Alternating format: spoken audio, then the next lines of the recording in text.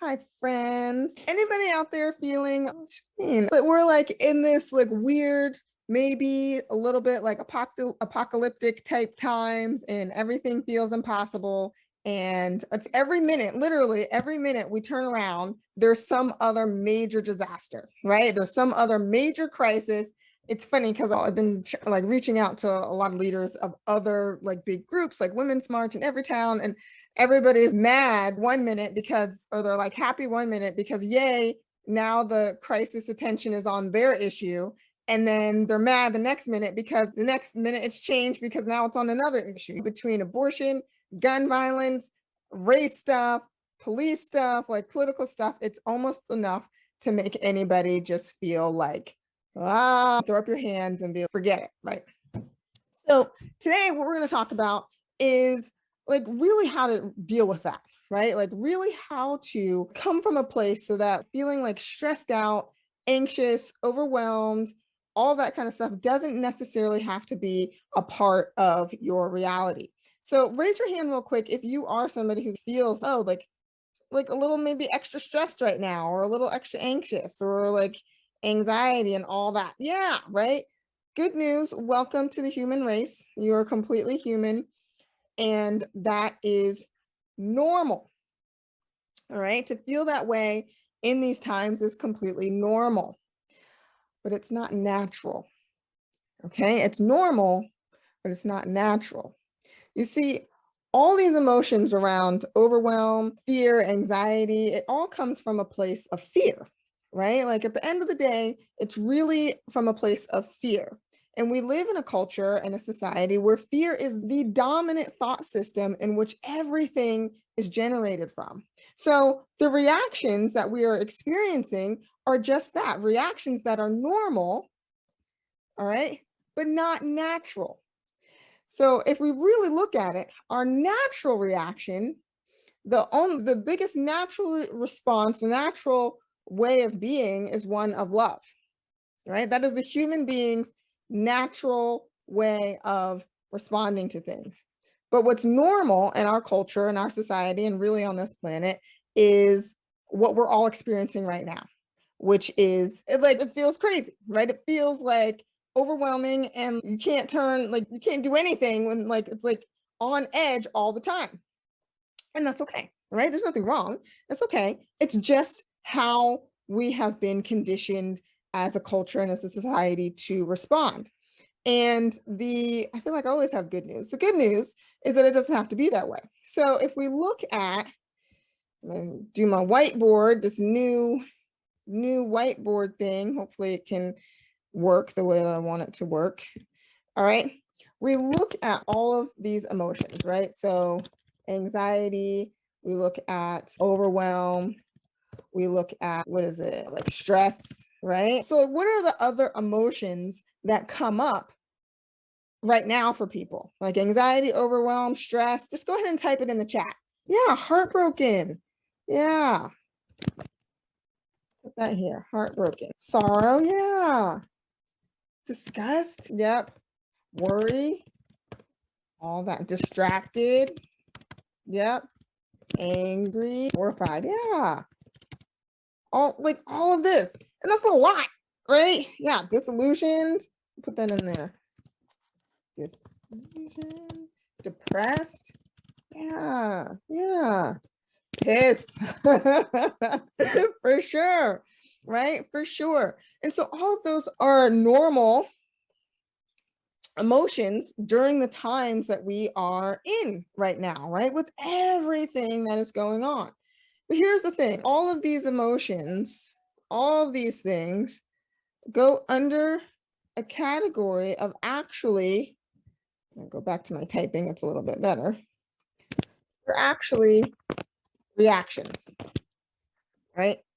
They're reactions to what is happening in our quote unquote outside world, right? So something happens and then we react, right? And the reaction, the reactive emotion that we hold is also not empowering, right? Because who can do anything when you're feeling anxious or overwhelmed or stressed, heartbroken, sorrow, disgust, worried, distracted, angry, horrified, disillusioned, depressed, pissed, right? Super pissed, right? It becomes almost like debilitating to be in a space of anything because we're actually in reaction to everything that is going on. Now, here's the thing. Being in reaction is the, again, normal way of being, but it's not natural, right? So it's normal, but it's not natural.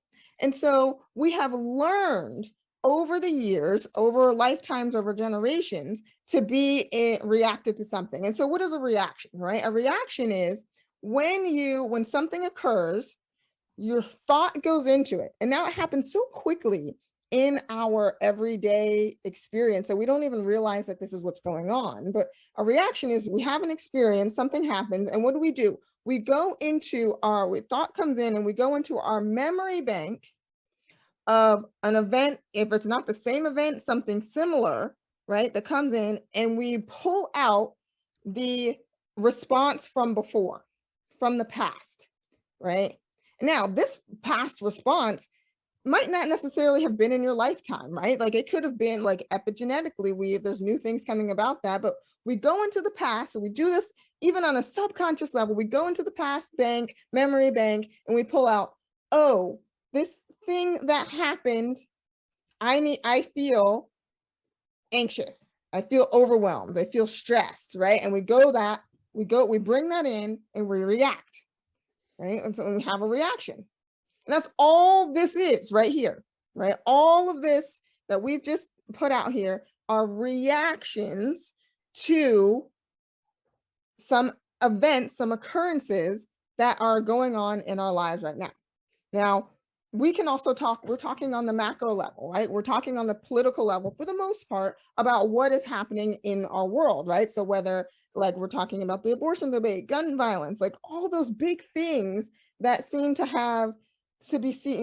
to be so untenable in our current environment that we just go and we're like, oh, okay, I go in the memory bank of whether it's in our lifetime or like generations lifetime, and that this is going to be the reaction that I'm pulling out from that. So essentially what's happening is something occurs and we look to the past and we say, past, this is what happened. This is the response before. Let me bring it up again because I know how to be in this in this event, right? When this occurs, this is how I know to be. That is a reaction, right? And how it feels uncontrollable sometimes, right? Like when we're not aware of it, it feels uncontrollable. It feels this is just like naturally how you got to be in that situation. This can be any situation. Now, we also do this in our day-to-day life, right? Like we do it with our families, we do it with our friends, we do it at work, we do it in all circumstances, a lot of circumstances, we have reactions.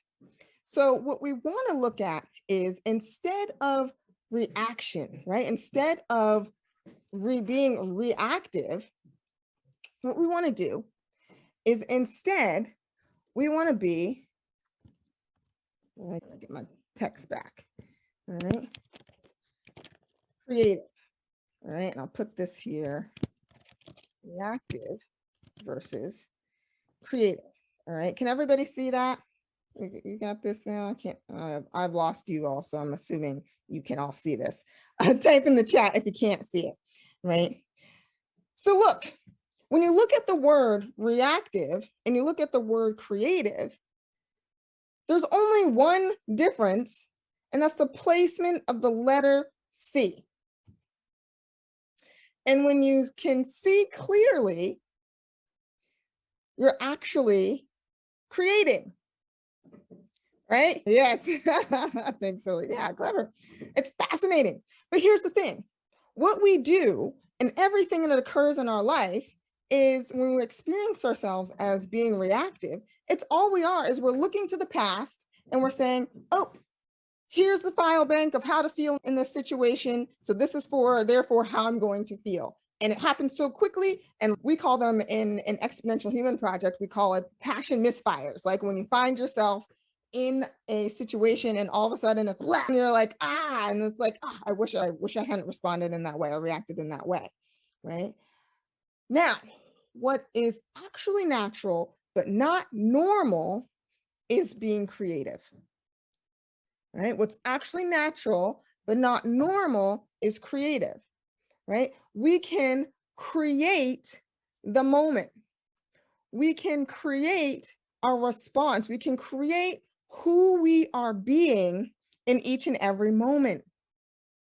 Now, this is the good news, right? Because this is actually gives you the freedom to respond in an entirely different way, right? To respond in a way that can actually have the power to create or actually and who we're going to be in this moment.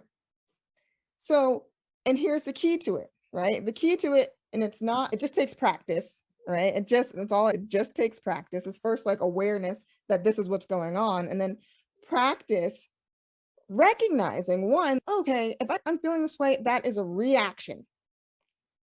It's reaction.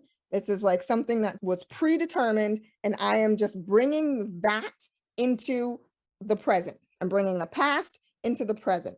And oftentimes, we're often just bringing it in, we're putting it into the future as well, right? We're like, okay, this is so terrible. Oh, I'm going to be like upset and angry and everything, like for like weeks or years or however long, like this quote unquote outside thing is happening. And this can be whatever it is. So then what we want to do instead of being reactive, we want to think about, okay, like we want to be in the present moment, right? So in this moment, we're not looking at the past, right? Like it takes really just takes being in the moment, right? When we can see clearly and we're in the present moment, there's actually nothing there. And the only thing available is the space to create. So what becomes possible in the space of creation as opposed to reaction, right? And that's the question you want to look at. That's the question that you want to bring to your space, right? All we have to do is realize, I'm just like looking at myself here. I'm going to close this down. I don't know, I want to end the meeting by accident. Okay, maybe I can see you. Okay, there you go. All we want to do is, okay, so in this present moment, if I let go, and sometimes this is hard to do, right? Because we are really attached to how things have been, right? We're really attached to it. We always look to the past and we're like, ah, this is how it was, like, and in some instances, it's actually ingrained. It's in our makeup, right? Like epigenetics, but it's changeable, right? Like it's totally changeable. So in the present moment, when we're super clear that the past is a past, right? And everything that when I'm reacting to whatever it is that shows up in my life, I know that is actually, I'm going into my memory bank somewhere in my body, in my mind, thought coming in, that's where this emotion is coming from, right? And then I'm like, okay, if I can let that go, I let that go, and there's nothing there, and I create the space, and I open up the space to create. Then from the clear space, who do you want to be? How do you want to respond? What do you want to create from this space? Now, anybody who's done like yoga or mindfulness, like or meditation, whatever it is, you might any type of practice, this is where it comes in, right? This is where it comes in. We think, oh, all this stuff is separate from our like spiritual yoga, whatever it is, meditative life. But this is actually the opportunity, right? This is the opportunity we get to where we get to experience ourselves as creators. We're creating all the time. And when we become conscious of this, we get the opportunity to let go of the reaction, to stop repeating the same things over and over and over again. Because if you think about it, right, you think about what we're actually dealing with in this world.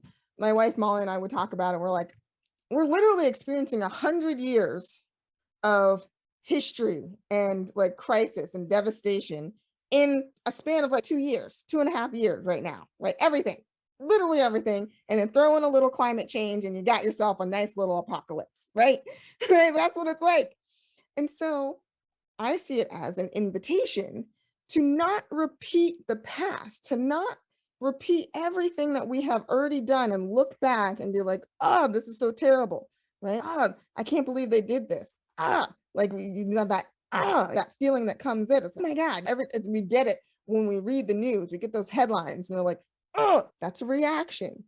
And we've done it in the past. How many times in the past, I don't know, 2.5, maybe 4 years, maybe 8 years, maybe your whole life, have you turned on the TV and, oh, I've seen this story before.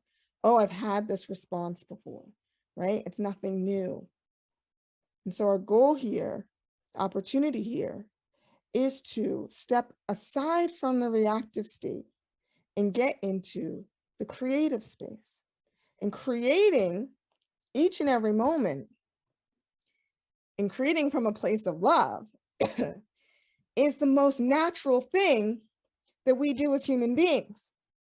It's just not normal, right? It's just not normal. All right, so I'm going to close the whiteboard and I'm going to open it up for questions. Does this make sense? What are you seeing? Is this confusing? Do you feel better? Do you not feel better? You're like, I don't know. Let me know. You can go ahead and raise your hand, type it in the chat, whatever you want.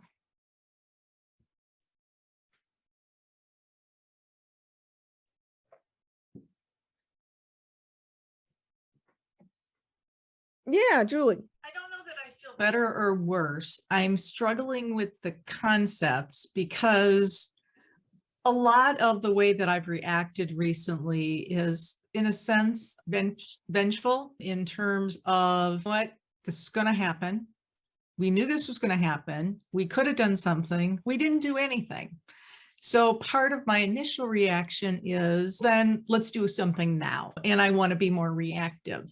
So I do think that this is helpful from the standpoint of making myself step back and think about what do I want to be? Because I don't want to be vengeful. I don't want to be those things that I follow myself being right now. I want to be a force for positive change and changing in a loving way and those kinds of things. So I think this is helpful to remind me that I need to meditate and I need to do some creative things to get my mind out of that normal reaction and pull myself out of that. So I do find it helpful. Now I just have to do it myself, right? So that's my work. Yeah. And I appreciate that, Julie, because I think that's one of the things that that is the challenge, right? That is the work. It's a moment by moment choice. It really is. All this all the time is moment by moment. And we just don't realize it. We get lost in the reaction, right? We get lost in the reaction. And when you really stop to look at it, you realize that the whole world right now is fueled by reaction, right? It's just reaction after that, with no pause of being like, okay, so what do we actually want to create, right? We just create like reaction all the time. And so when we can take that moment and all of us collectively just be like, anytime, we also have this opportunity every moment of every day, right? To be like, okay, instead of being who I've always been and responding and reacting the way that I always have, what can I create? And we want to make sure that we're not making ourselves wrong for that reaction, right? It's not wrong. It just is. It's just human. We've been on this earth for however long we've been on it. And like our entire culture and society is built upon reaction. They do this to me, I'm going to do this to them. You do this, I'm going to do that. Right? So same thing.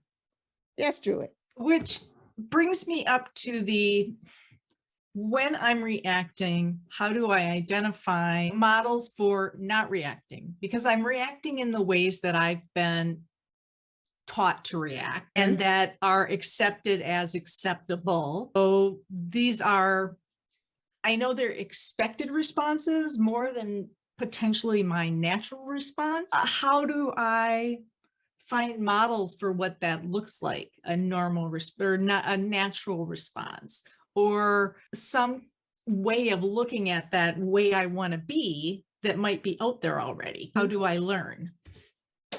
Oh, this is such a great question, because I think that in of itself is, while could be helpful, actually defeats the point, right? Because if we're creating, then we're creating. And the goal is to create from nothing, because our whole past is what has determined how we are right now. And so this is where you get to be the highest version of Julie ever, because you get to actually be the human creator that you are. And we're so afraid to step into that. We are terrified.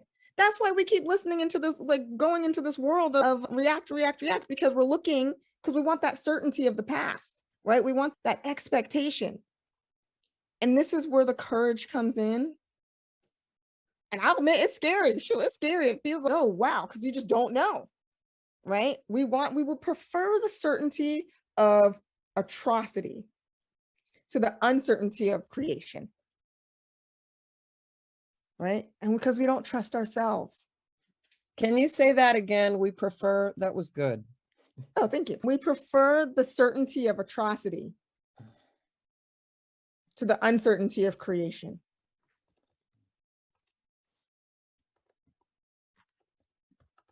Julie, my advice to you, and you can take it or leave it, is to trust yourself, because Yeah, I'd like to add, I think self-trust is gargantuan. It's huge. For me, I think it is for a lot of us, just to have that within us, to have that trust, either self or just process or whatever is going to happen. And the unknown, the fear of the unknown is just so gargantuan. And what comes up for me in thinking about all this, and thank you, is it Asia? Asia, yep. Asia, thank you, Asia, because I'm dealing with a lot these days around my family, as many of us are. And my family stuff has to do with this ugly family history I'm from. My ancestors were heavy duty slave traders. So I'm getting creative, quote unquote, about that in wanting to do a theater piece. And I'm doing a monologue, creating this one woman show type thing about these ancestors of mine. So getting creative. But I still have this going on inside of me. Don't you dare do this. Don't you dare do this. And I know self-trust is a big thing too, just not trusting that I can be creative enough with this and get away with it. And I can do it despite my family doing this inside me all the time. So I just want to say family's a biggie for me. And I know it is for a lot of us. And that letting go, how much you said letting go is important, is real huge for me too. So yeah, thanks. Good. Awesome, Holly. Yeah. And we have everybody, like it's called I guess it's like a J curve, right? So we have this like line that our family, that we all follow. Like maybe your father, or like someone in your family was an alcoholic, and then they're an alcoholic, and then the kids are an alcoholic, all that kind of stuff. Alcoholism is not genetic, by the way. Just so you know, like you didn't know that alcohol is not genetic, but there's somebody who breaks off that branch and creates another one, like here, just like a J, and creates a whole new possibility for the entire lineage of your family and your community. And it takes that courage of not listening to that. You better not, right? Because everybody probably had it. And then you can be the one who's, no, I am the one, and completely change the trajectory. So Jolene. Yes, I just wanted to speak to some encouragement to those of you who are like, oh, should I do this? Should I not? Particularly Holly, who just talked. Thanks for sharing. I mean, it's really can be scary, but it's so exciting just to have no ropes, no bounds, and just I'm doing this. I do this more often than not, and it's powerful to challenge yourself. And other people like are wanting to do that, and they will never do that, but they're like, oh, they're living vicariously through you. And I find it so rewarding. And I'm sure Asia and Molly have talked about this, losing friends, right? Or family members by choice happens. And so be ready for that. But I have just small circle now, really easy, manageable. And so with fewer people, like really people that I admire and respect who have my back, if I'm going to be beat up in front of them or online, they're going to be there to like, hey, no, hey, let's not do that. So anybody needs a pep talk ever, I am here to back you up. Awesome. So this was so great, friends. It's so great to see you all. Thank you for joining on this community connection call. I think it's live on Facebook. I didn't actually check, but it says it is, so I think it's fine. But we will all post it as well and share. And as always, it's always great to see you. And if you found this helpful, make sure to share and come to the next one. We'll do it again next month. All right. Everyone take care. And thank you so much. It's great to see you. Thank you. Bye.